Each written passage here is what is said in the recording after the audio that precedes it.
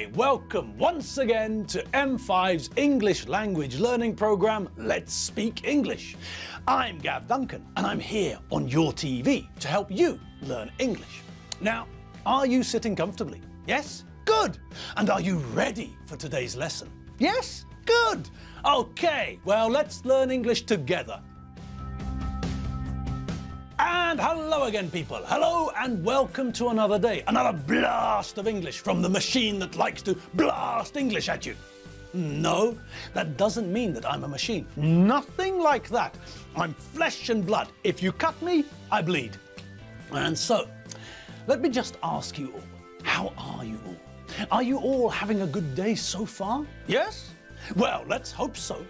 Well, here we all are. Me, over here where you can see me, and you lot over there where I can't see you. Oh well, never mind. I know that it's a bit strange, a bit impersonal, the fact that I can't see who I'm talking to. But, as I said, never mind, eh? We'll just pretend that I can see you. How's that?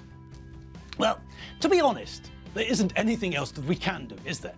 No, there isn't. So we'll have to go with that, if we like it or not. All right, now, what do we know about today? Well, yes, that's right. We know the only thing we have to know, don't we? We know that today is the day which marks the middle of the week. The standard working week, that is, obviously. Things are different for people who have to work at the weekend. Their weeks are a bit wonky as a result of them having to work at the weekend. Sometimes, or perhaps always. But if we discount those people, if we exclude them from our sample group, if we ignore them, then we have a group of people who know that the standard working week starts after the end of the weekend and runs until Friday, until the start of the next weekend.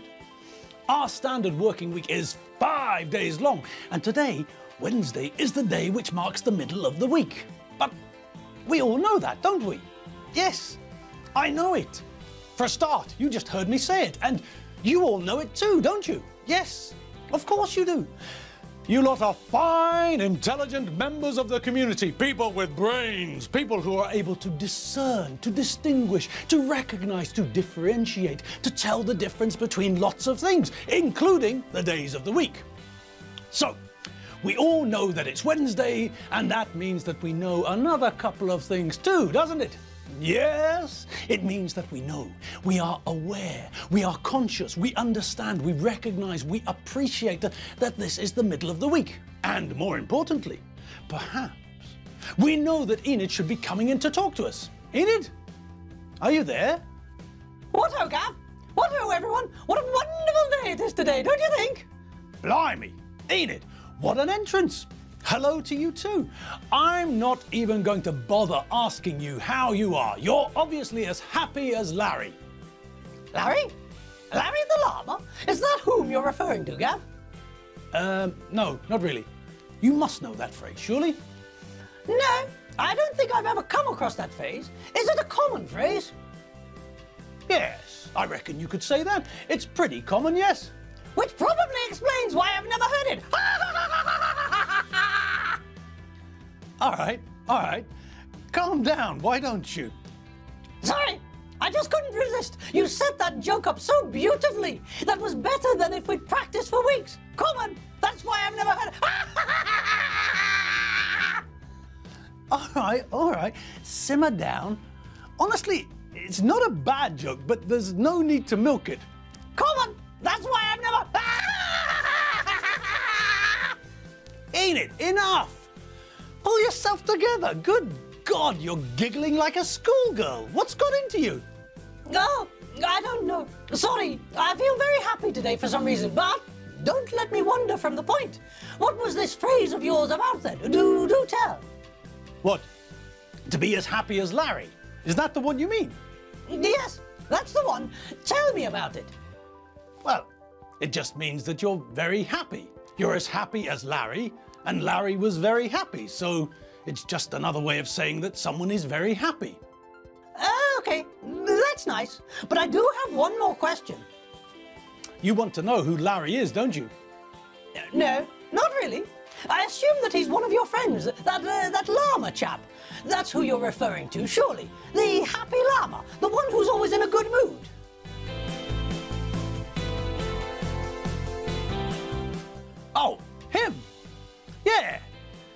pretty content llama, that's true. There's no drama with that llama. But in actual fact, that's not who the phrase refers to. Oh, doesn't it? Well, in that case, who does it refer to? I've absolutely no idea. I learned that phrase from my parents when I was growing up, but nobody ever told me who Larry was or why he was so happy. I don't think that anyone remembers who he was. All we remember now is that Larry, whoever he was a very happy bloke, and so now we just use this idiomatic phrase without thinking about the real meaning behind it. But hang on, we're getting off topic, aren't we? Yes, we are, thanks to you and your mysterious friend. Now, where were we? Oh yes, I'm feeling very happy today. Yes, I am. I most certainly am.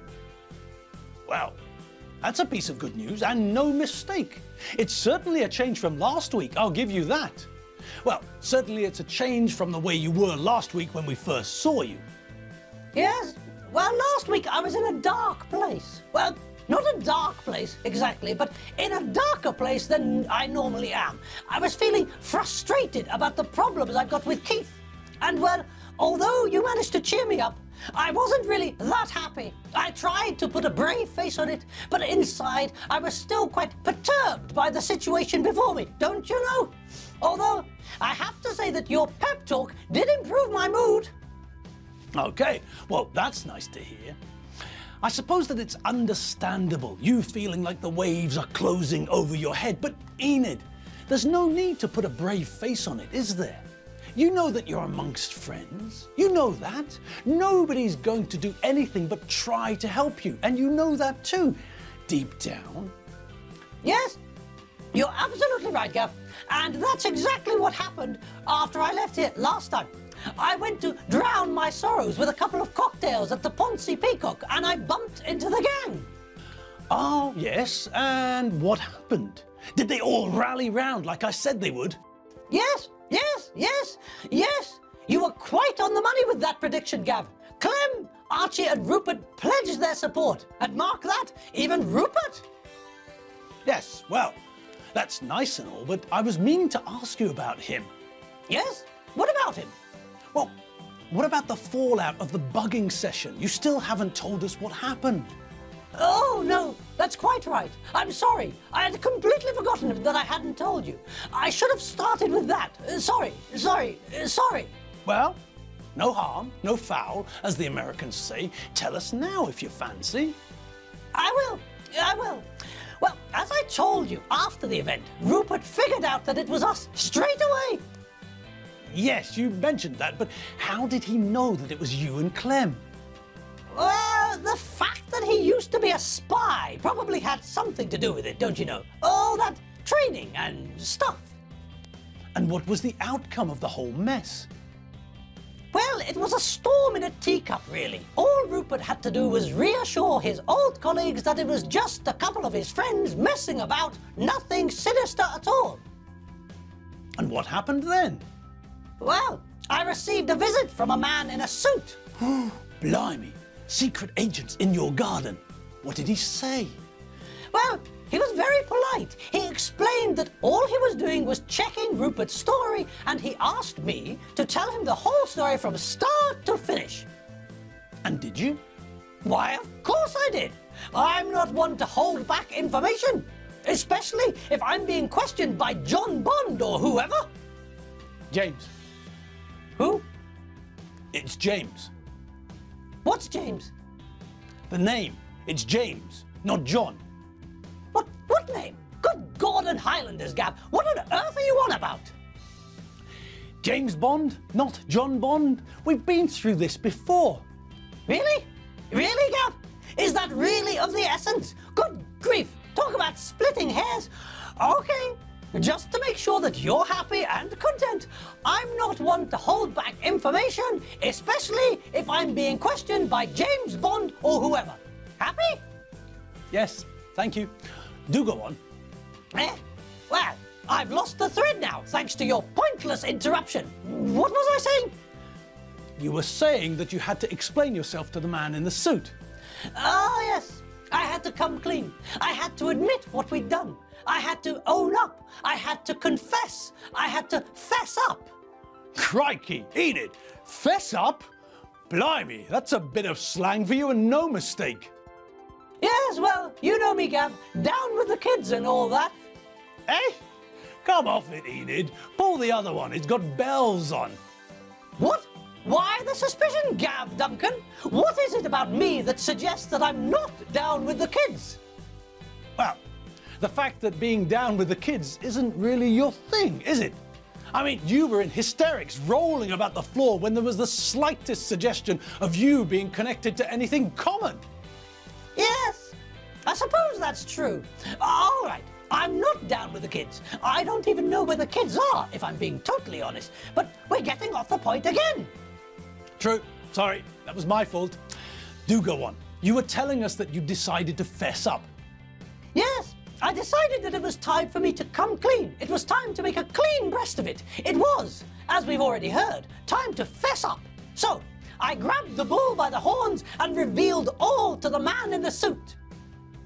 And then what happened? Well, the man told me that my story tallied with what Rupert had told him. Then he said he was going to pay Clem a visit to make sure that her story tallied with both of ours, and then he thanked me for my time and left. So, it's all done with? It's all water under the bridge? Yes. The man even said that he understood why we decided to bug the flat. He said that it was a shame that we didn't know about Rupert's past, but he also said, as we discussed before, that it might have been simpler to just ask Rupert rather than bugging his flat. Yes, well, that's true, isn't it? Yes, but you know, Clem and her enthusiasm and all that. Still, I do think that it was a bit daft that we didn't notice the big, gaping hole in the plan. What? That people don't normally talk to themselves when they're alone? Yes, that was a bit of a schoolboy error and no mistake. Yes, but no harm, no foul, I suppose. How are things with Rupert and the two of you now? Oh, fine. Wonderful. Better than they've been for ages. Rupert thinks the whole thing is a hoot, and he's busy looking at some travel brochures which I got for him. He's trying to decide where to go on holiday. Oh, so you've agreed about that then? Yes. When everything came out, I explained to Rupert what I'd been trying to do. And? Well, when I told him, his head split in two. What? No, not literally. It started to laugh so hysterically that it looked as though his head had been bisected. Oh, hang on. Is that the time? Oh, I'll be late. Tadpoles, I'll have to rush. Sorry, Gav, there's no time to tell you. Remind me to finish the story next time. And, oh, you still haven't done anything about Rupert's, problem, have you? Well, don't forget. Toodaloo, pip pip, chitty bye. Oh, well, that was quick, wasn't it? Like an eel slipping away into the mud. Oh, well, never mind, eh? We'll just have to wait to find out where Rupert's decided to take a break next week. And I'll have to have a word with Rupert, I suppose. Oh, well, another task to be tackled. All right, people, well, that's all the time we've got for you today. So now it must be time for you lot to start looking about the place for things that need doing. I'm off home for a coffee, but I reckon that you lot probably need to empty the dishwasher or fold your clothes and put them away. There's bound to be something that you can do to make the place look tidier. I'll see you all tomorrow. And remember, when you're tidying up, turn the music on. It'll make time fly. See you tomorrow. See you later. www.mediaclick.hu. Bye.